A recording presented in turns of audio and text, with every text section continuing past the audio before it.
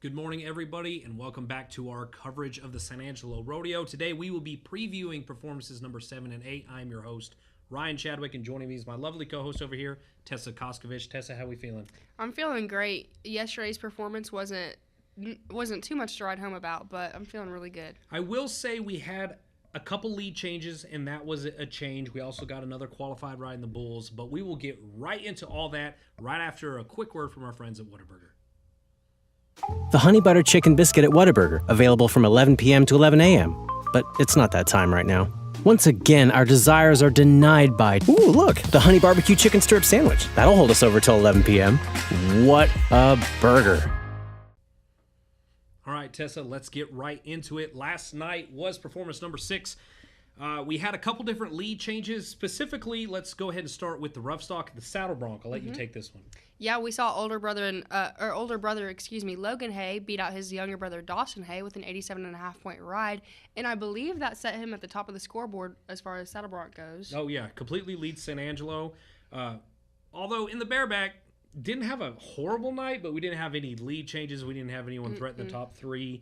And it's kind of crazy to think about, but it seems like whenever the bareback does well, the rough or the saddle bronc does bad, right? It just seems like that's how it goes in the rough stock. And so far in this rodeo, we've had a lot of good bareback nights, and then not a lot of good saddle bronc nights. And tonight's completely the opposite. No, and that is a really funny phenomenon that happens quite often. Yeah. And remember, all of our rough stock coverage, including the bareback and the saddle bronc, is brought to you by Uber Eats. But moving right along, we got a couple local cowboys tonight in the timed events. We didn't have anything crazy in the standings happening in the steer wrestling and in the tie down, but we had Sam Powers and Word Hudson, both cowboys from Sonora. Sam was in the steer wrestling and Word was in the tie down. Unfortunately, neither one of them,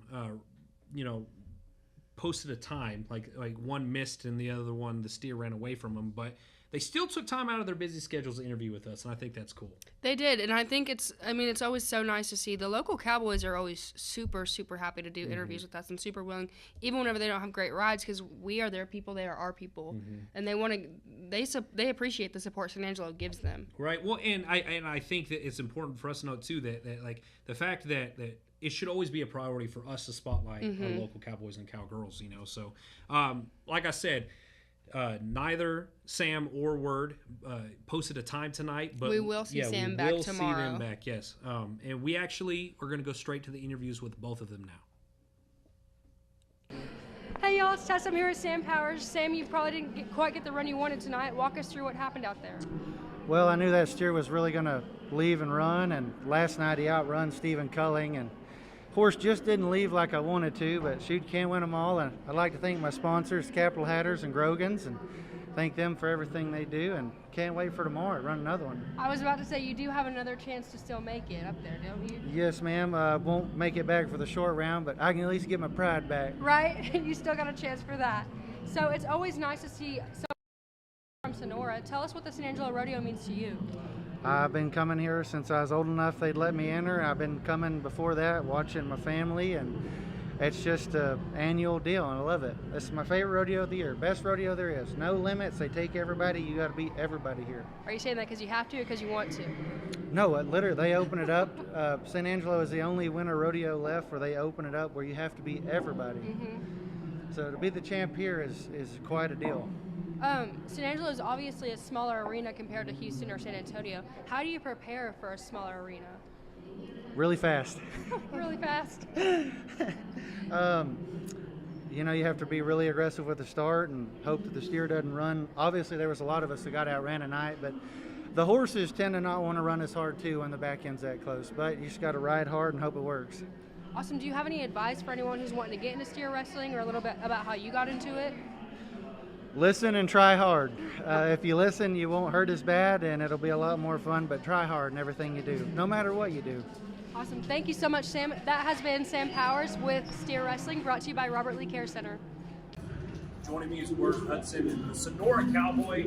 Word didn't round one didn't quite go exactly what you wanted, but what's it going to take to just get back on that horse and get you in the money for round two? Yeah, just a quick memory.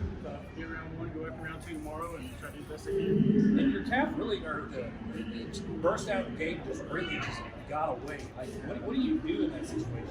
I did that last night, but didn't catch him, and I didn't catch him either, so I just need to go faster. All right, man. Well, what does it mean to you, riding in the San Angelo Rodeo every year? Like we always like to put a spotlight on our local guys, especially ones that grew up in West Texas or in the Concho Valley.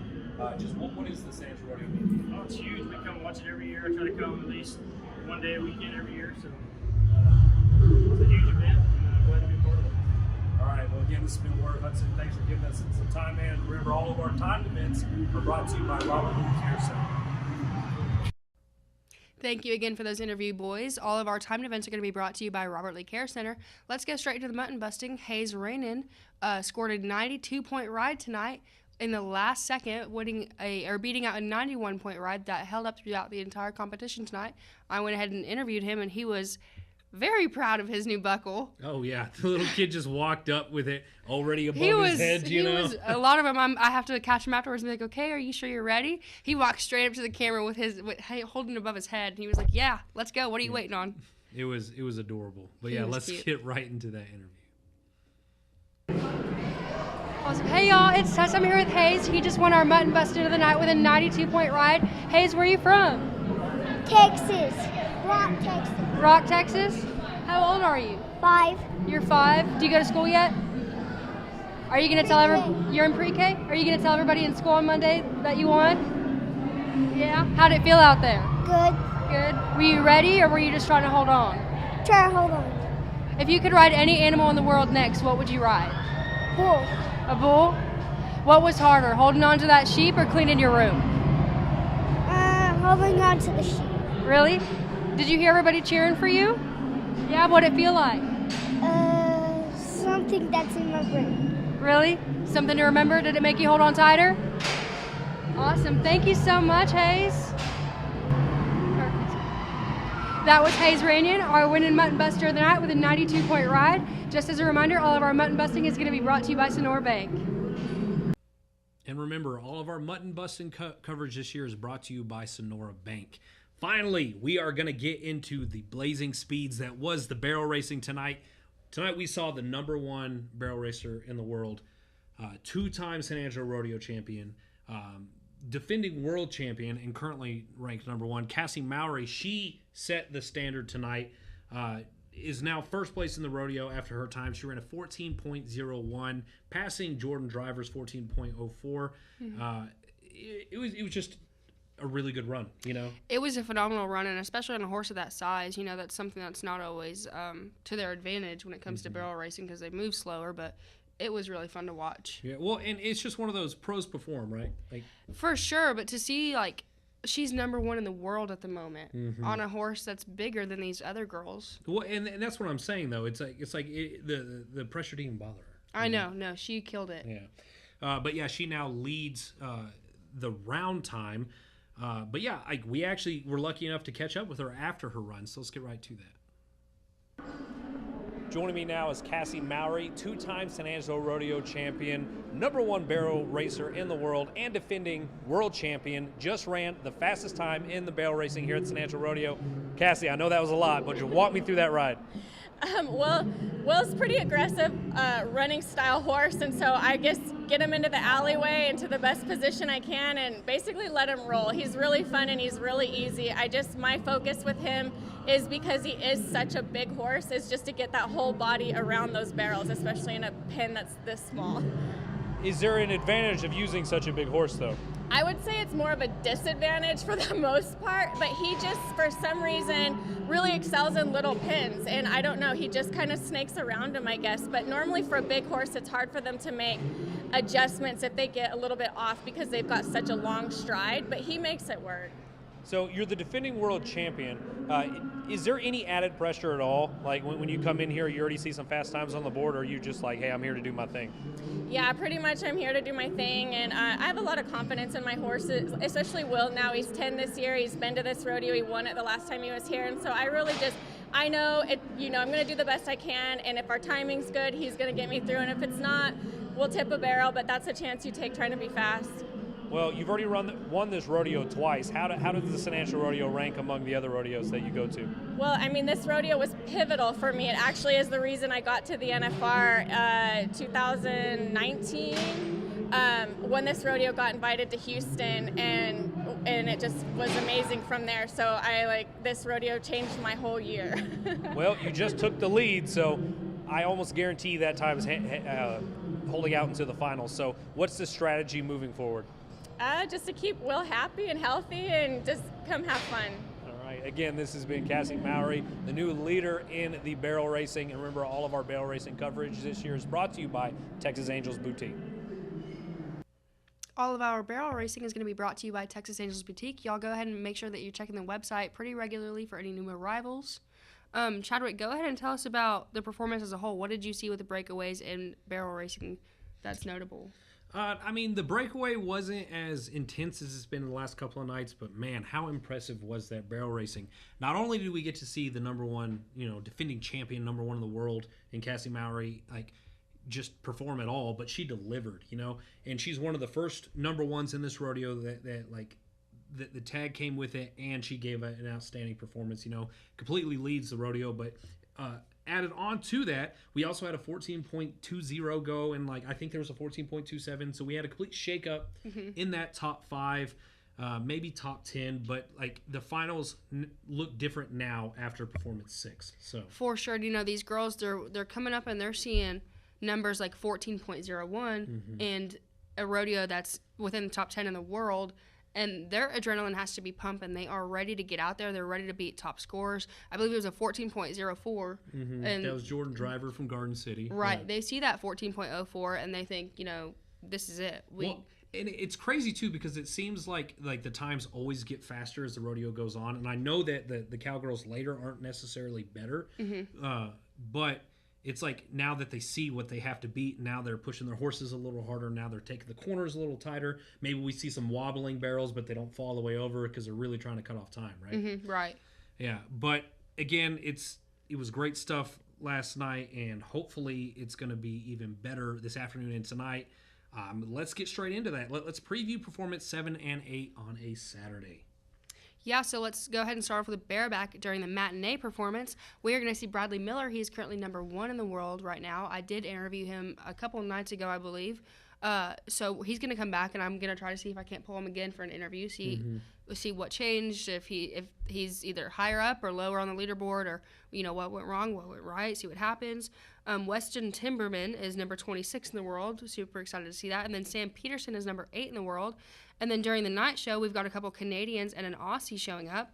Wacy Shala is number 40 in the world in bareback and number 1 in the world in bull riding. So I believe he's going to be competing in both. The fact that he's doing both is crazy to me. I just want to throw that out there. Some of them are just tough like that. I mean, can you imagine how bad you got hurt, though, afterwards? Even if you ride it, you're still getting thrown around. Right. Right, and then into the bull riding during the matinee, Luke Mast is number 13 in the world. And then we're going to see Jate Frost, Lane Frost's cousin. That's going to be a super exciting name, and we're going to see if we can't try to pull him. We are also going to have T. Parker. He's currently number 7 in the world during the night show. And then Justin Woodward, is going to be number 10 in the world as far as bull riding goes. Chadwick, you want to go ahead and get us into Saddle Bronc? Yeah, in the matinee, we got Jacobs Crowley, number 44 in the world. He's a 10-time NFR qualifier. Younger brother to Jacobs, we have Sterling Crowley. That's just cool because brothers are going again. I feel like we've had a couple pairs like that now. And, I have a little brother myself, so the sibling rivalry, exists everywhere, and it's always fun to compete against your brother. Right. Even during that first show, Orrin Larson said something about his brother being the whole reason that he was started in the sport. Yeah, well, and today in the Saddle Bronc, last the night older, technically you're right. It was last night in the Saddle Bronc, we had an older brother take the little brother's spot for first place, so that's exciting. And then, of course, in the night show, we got returner Tanner Hayes. He had an 82 in last night's show, and he's sitting in a tie for 7th. And we also got Jared Hammonds. He's number 45 in the world. But that is the preview. It's going to be awesome, guys. So check out the matinee, check out the night show. They're both going to be awesome. But before we get into the scores through performance number 6, let's hear a word from our friends over at 3D Plumbing. 3D's Plumbing has served the Concho Valley with excellence for over 3 decades. Their team of highly skilled plumbers is well equipped to handle everything from routine maintenance to complex emergency repairs. 3D's Plumbing understands that your home's comfort and safety depend on a well-functioning plumbing system, and they're here to ensure it runs smoothly. When you choose 3D's, you're not just hiring plumbers. You're welcoming a team of experts into your home who genuinely care about your peace of mind. Remember, one call does it all. Thank you, San Angelo. Headed into scores through performance number 6. In the bull riding, we have Dustin Bouquet still leading with an 87. In second place, we got Elijah Mora. He posted an 85.5. In third place, we have Bryce Jensen with an 85, and there was no change as a tie for fourth. We still have Jesse Petrie and Maverick Smith, who both posted an 84.5. On to the bareback, Sage Allen still leads with an 89. Cole Reiner's in second place. He put up an 88. Cole Franks is in third. He had an 87.5. And, of course, we have a tie for fourth place as of Friday night. We got Tucker Caricato and Jess Pope just posted an 87. On to the saddle bronc. In first place, we got Logan Hay. He was the older brother of Dawson Hay, who now sits in a 3-way tie for second place. Thane Elshear and Ben Anderson joined Dawson Hay in that tie for second. And coming in fifth, we have Jake Finley. He posted an 84.5. In sixth place, we got Colby Wanchuk. He posted an 83. In seventh, we have a 3-way tie between Tanner Hayes, Cooper Thatcher, and Lefty Holman. All posted an 82. And finally, in 10th, we have TJ Anglin. Man, the saddle bronc is getting tight as we approach the finals. In the barrel racing, we got Cassie Mowry. She is number 1 in the world and the defending champion. She took the lead tonight with the 14.01. Friday night, I should say, in performance 6. In second place, we have Jordan Driver, Garden City Cowgirl. She had a 14.04. Third place, we got Sophie Palmer. She also went on Friday night. She is now in third, 14.20. Heather Crowley's in fourth, 14.23. And finally, Fallon Taylor's in fifth place with a 14.24. In the average, Jordan Driver still leads at 30.04. And then we got a 2-way tie for second place between Julie Plord and Crystal Dillman. Both have a 30.31. Lindsay Mugley's in fourth, 30.33. And, of course, in fifth place, we have Billy Harmon, who posted a 30.39 in on 2.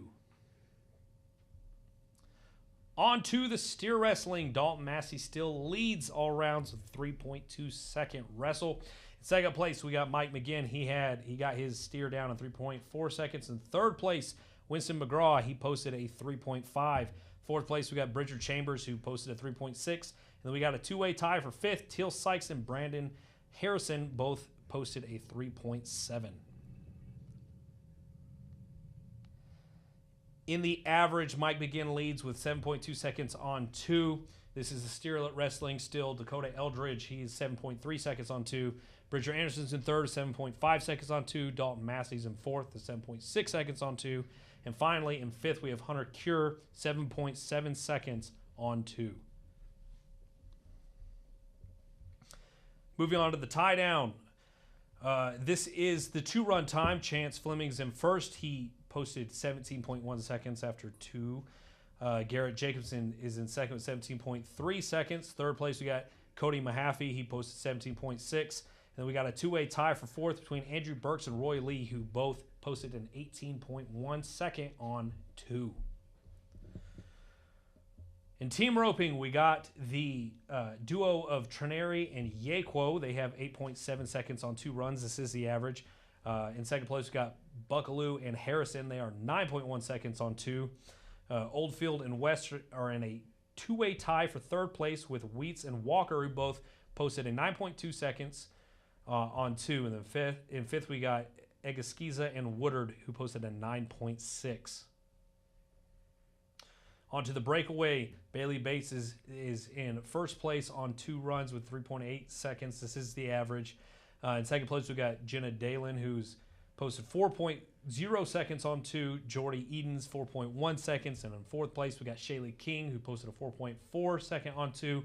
And finally, in 5th place, Christy Stewart, who posted a 4.8 on 2 there in the breakaway.